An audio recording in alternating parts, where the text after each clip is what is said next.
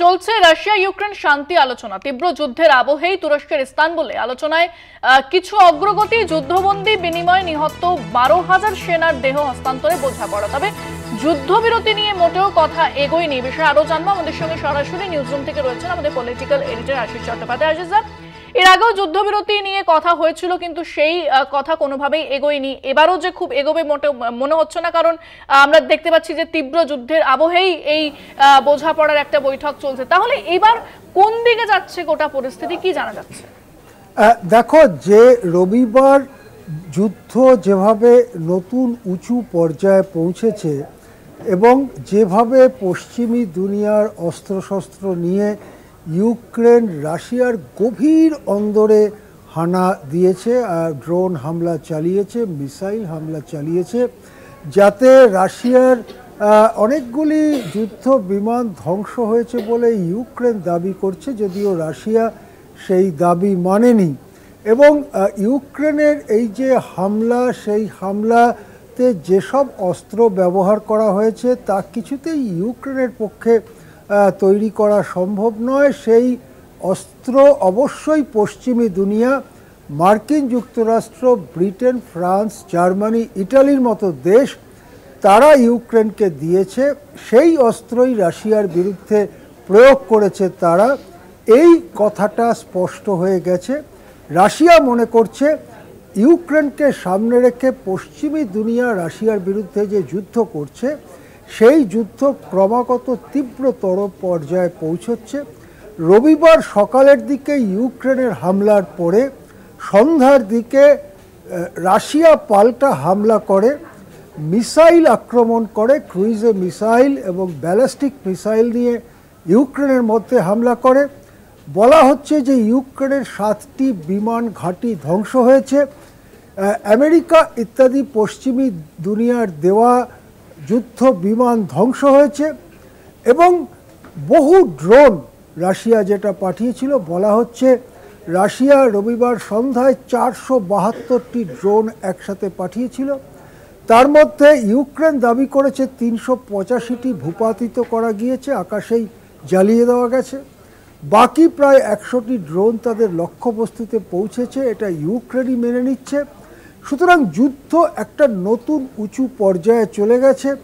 আমরা এরকমও অসমর্থিত সূত্রে খবর পাচ্ছি যে রাশিয়া তাদের পারমাণবিক অস্ত্রগুলো, তাদের যে নিভৃত আবাস অস্ত্রগুলোর, সেখান থেকে বের করে এনে নিক্ষেপের জন্য প্রস্তুত করছে।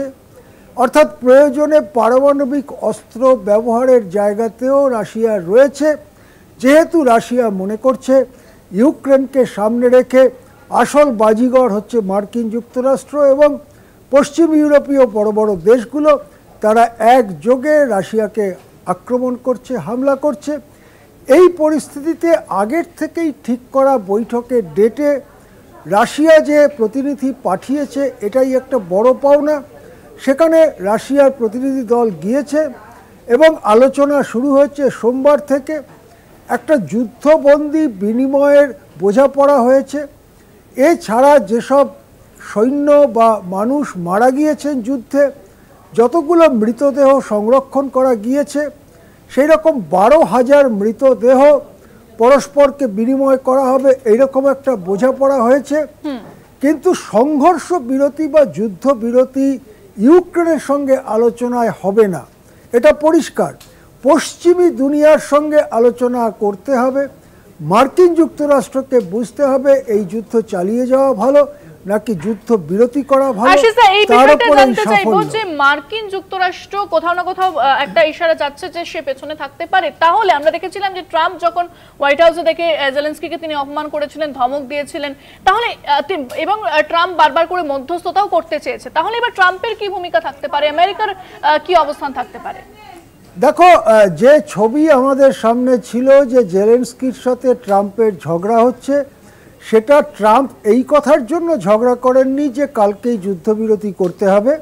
ট্রাম্প চাইছেন, তখনও চাইছিলেন, আজকেও চাইছেন, ইউক্রেনের একটা বড় প্রাকৃতিক সম্পদের দখল নিতে, যাকে রেয়ার আর্থ মেটেরিয়াল বলা হয়। যে সমস্ত খনিজ পদার্থ মার্কিন যুক্তরাষ্ট্রে কম পাওয়া যায়, কিন্তু ইউক্রেনে ভালো পরিমাণে পাওয়া যায়। এছাড়া ইউক্রেনের মাটির নিচে রয়েছে বিপুল তেল সম্পদ।